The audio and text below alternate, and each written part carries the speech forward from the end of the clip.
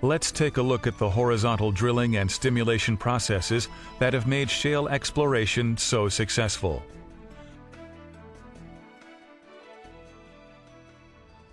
A drill bit is mounted on the end of the drill pipe. As the bit grinds away, compressed air is pumped down the drill pipe to flush rock cuttings from the hole and lift them to the surface.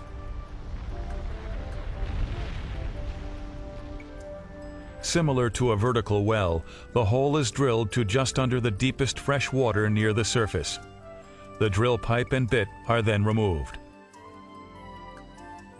Surface casing is inserted into the drilled hole to isolate the fresh water zone and also serves as a foundation for the blowout preventer, a safety device that connects the rig to the wellbore.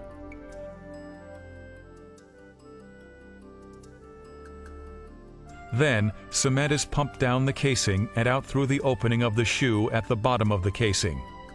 It is then forced up between the casing and the hole, sealing off the wellbore from the fresh water. The cementing process prevents any contamination of the freshwater aquifers. The pipe and bit are lowered back down the hole to drill through the plug and cement, and continue the vertical section of the well to approximately 500 feet above the planned horizontal leg.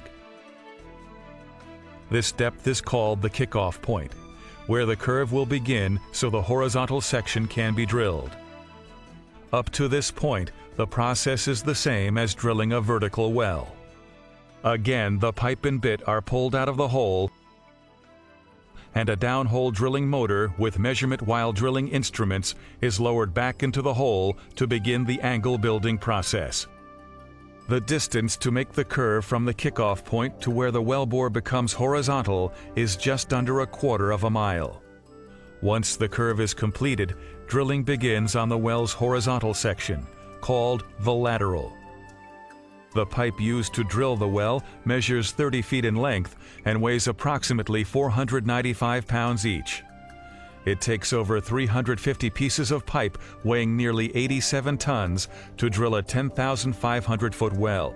At various stages of drilling, the pipe is taken out of the hole for tool and bit changes and put back in. This process is called tripping pipe. When the targeted distance is reached, the drill pipe and bit are removed from the wellbore one last time. Production casing is now inserted into the full length of the wellbore. Cement is again pumped down the casing and out through the hole in the casing shoe, forcing the cement up between the casing and the wall of the hole, filling the open space known as the annulus. Casing the well is a very important process because it permanently secures the wellbore and it prevents hydrocarbons and other fluids from seeping out into the formation as they are brought to the surface. At this point, the drilling rig is no longer needed. A temporary wellhead is installed and the location is prepared for the service crew who will perf, frack, and prepare the well for production. The first of these steps is to perf, or perforate the casing. A perforating gun is lowered by wire line into the casing to the targeted section of the horizontal leg. An electrical current is sent down the wire line to the perf gun and sets off a charge that shoots small holes through the casing and cement, and out a short distance into the shale formation. The perf gun is then pulled out of the hole. Next, because the shale is tight or compressed, the well will have to be fracked. Known as hydraulic fracturing, this is a process where water, sand, and lubricants are pumped into the wellbore and down the casing under extremely high pressure.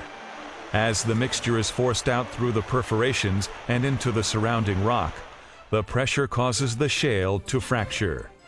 This creates a fairway connecting the reservoir to the well and allows the released gas to flow to the wellbore. Next, a temporary plug is placed at the heel or left side of the first stage frac. The plug closes off or isolates the perforated and fracked section of the wellbore so that the second stage section of the horizontal leg can be perforated and fracked. Tight reservoirs do not contain natural fractures and therefore cannot be produced economically without hydraulic fracturing.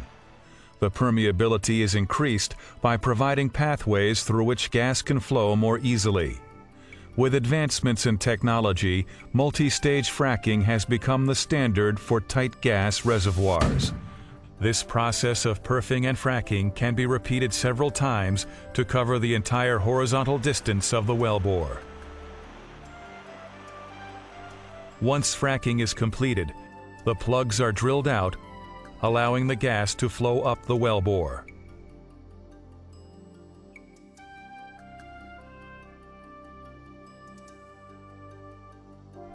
The next step is to install a permanent wellhead, also known as a Christmas tree, and other necessary surface equipment. A pipeline is then built to transport the gas to the pipeline network. As field development expands, additional pipeline infrastructure is built. Thanks to the vision and persistence of those who have perfected these new technologies, shale plays across the U.S. have become an innovative and highly productive source of new energy for our country.